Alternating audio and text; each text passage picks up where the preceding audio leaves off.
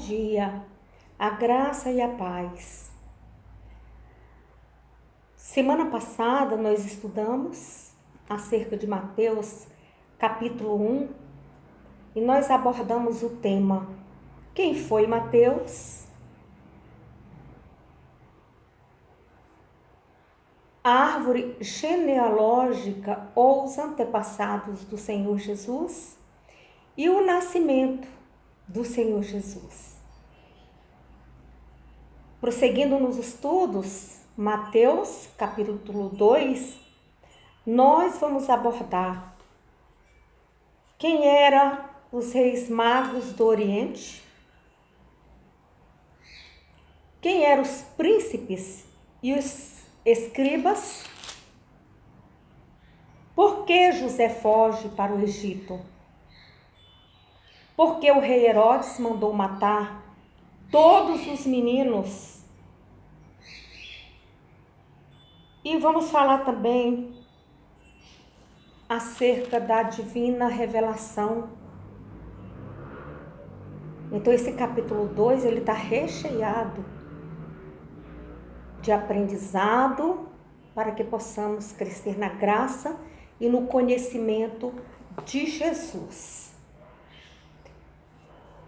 Os magos do Oriente eram membros de classe religiosa culta ali da região hoje chamada Irã. Então, chamada Pérsia. Eles eram especialistas em medicina, a medicina natural, a ciência natural, e em astrologia. Então, naquela época, a astrologia era uma ciência não vinculada ao espiritismo, como é hoje. Hoje, a astrologia é um ramo do espiritismo. Naquela época, não. Então, a visita dos reis magos ocorreu quando Jesus tinha de 40 dias de nascido, aproximadamente 2 anos. Você vê aí no capítulo 2, né? No versículo 16.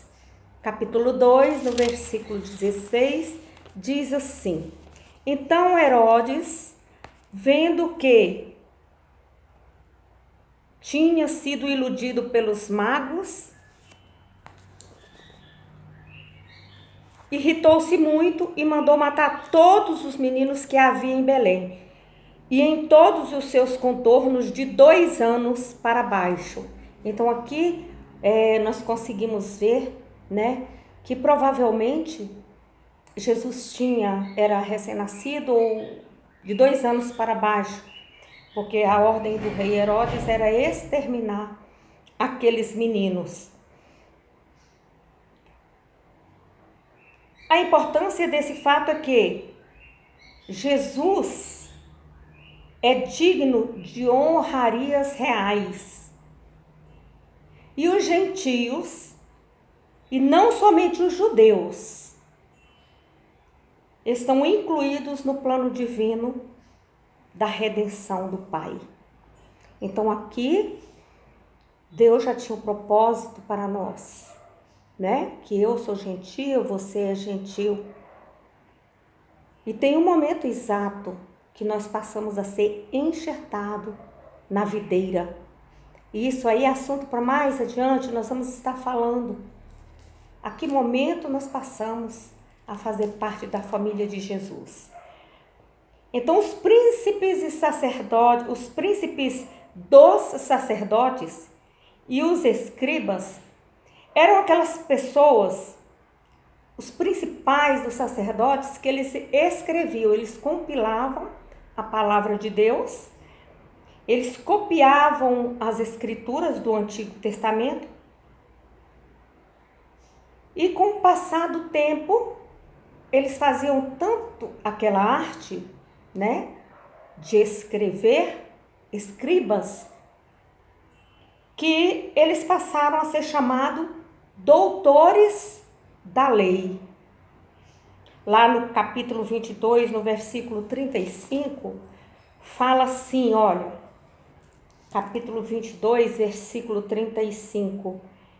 E um deles, quer dizer, doutor da lei, interrogou a Jesus. Então eles passaram a ser chamados doutores da lei. Eles se tornaram mestres.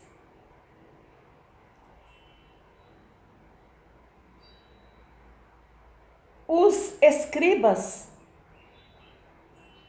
juntamente com os príncipes dos sacerdotes, eles faziam parte do Sinédrio, que era o supremo tribunal dos judeus. Então, os sinédrios eram compostos de aproximadamente 70 membros, encarregados dos negócios civis, religiosos dos judeus, ou a lei, em fazer com que a lei fosse cumprida na comunidade. Sob o governo romano, quer dizer, eles tinham que obedecer toda a autoridade de Roma. Então ele teve ampla liberdade e de funcionamento. Roma comandava naquele momento. Então ali a ordem do rei era exterminar com todas as crianças de 2 anos abaixo, porque ele achava que todos que estavam falando que o Messias, que o Rei dos Reis estavam vindo, então que esse Rei dos Reis iria tomar o lugar dele. E ele, num plano muito astuto, quando os magos do Oriente passou por lá, ele falou assim: quando vocês voltarem, passem aqui e me avisem que eu também quero ir fazer uma visita. Então, olha aí, e enviando-os a Belém, disse: ide perguntai diligentemente pelo menino, e quando o achardes, participai-mo, para que também eu vá e o adore. Então, na verdade, ele estava sendo astucioso. Ele queria, na verdade, era matar Jesus. Que ele não queria concorrente. Politicamente, né? Que quem mandava, quem era o Deus, era ele, o rei Herodes. Então, por esse motivo, José foge para o Egito. Quando Herodes tenta matar com este método, ele tenta matar Jesus. Então aqui a gente pode observar uma proteção de Deus com o menino.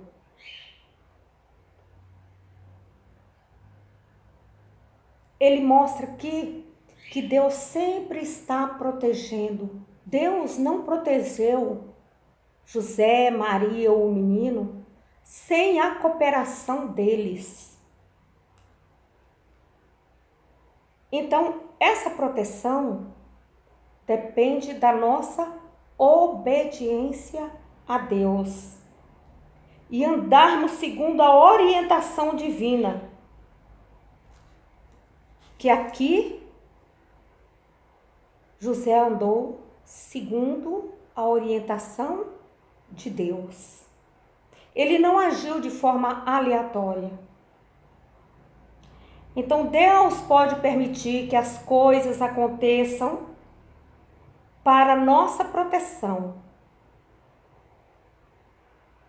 Então as coisas ruins podem acontecer para a proteção minha e sua, como foi naquele tempo para Jesus, Porque Deus tinha um plano na vida do casal.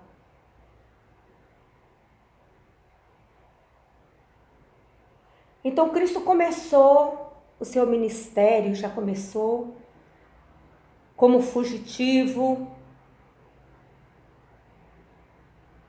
com o estrangeiro na terra do outro. Então nós temos uma visão muito limitada dos planos de Deus para a nossa vida. Então seria fácil se o Senhor falasse assim: vou tirar o Herodes, vou matar Herodes, e acabava o problema, né? Mas não. Ali, com a fuga para o Egito, iria começar uma grande história, a história do Senhor Jesus. Mesmo depois da resolução deste problema difícil, haverá muitos outros problemas para enfrentarmos.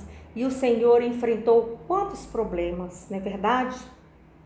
Do versículo 19 ao 23, diz assim: morto, porém, Herodes, eis que o anjo do Senhor apareceu num sonho a José no Egito, dizendo: levanta-te, toma o menino e a sua mãe e vai para a terra de Israel, porque já estão mortos os que procuravam a morte do menino. Então ele se levantou e tomou ao menino a sua mãe e foi para a terra de Israel. E ouvindo que Arquelau reinava na Judeia, em lugar de Herodes, seu pai, receou ir para lá, mas mesmo depois da solução de um problema difícil, haverá outro maior ainda para enfrentarmos. Então José estava ali dormindo e através de revelação divina, o Senhor fala para ele ir: vá, porque aqueles que procuravam o menino, já estão mortos. E quem estava reinando era Arquelau, mas José temeu de ir para aquele lugar. Mas ele obedeceu e foi. Então, Belém era uma cidade pequena, não era muito grande. Acredita-se que foram mortos aproximadamente 20 crianças de 20 anos ou de 6 anos para baixo. Então, aqui, José, por 2 vezes, ele foi avisado por divina revelação. No versículo 12, que diz: e sendo por divina revelação avisados em sonho, para que não voltasse para junto de Herodes, partiram para sua terra por outro caminho. Então eles foram avisados por divina revelação. Quem foi avisado por divina revelação? Os reis, os magos, né? Os reis magos. E a outra divina revelação aqui no versículo 22.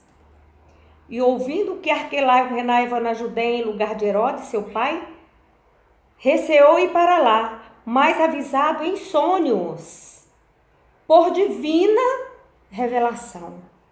Quer dizer que foi Deus. Avisou pelo meio do sonho, a divina revelação que José já podia ir, que aqueles que procuravam o menino já haviam morrido. E quem estava lá era Arquelau, e ele temeu no coração de ir para lá. Mas mesmo assim ele obedeceu ao Senhor.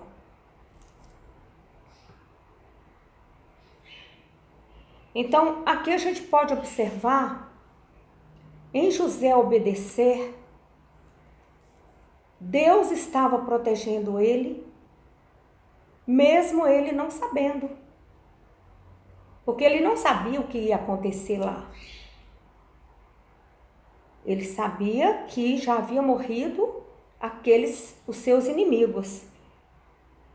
E mesmo assim, Deus frustra os planos dos nossos inimigos e nos livra das mãos deles, daquelas pessoas que querem nos fazer o mal. Incluindo, nós podemos observar aqui que Deus tinha um plano divino na vida de Jesus e que esse plano não foi frustrado.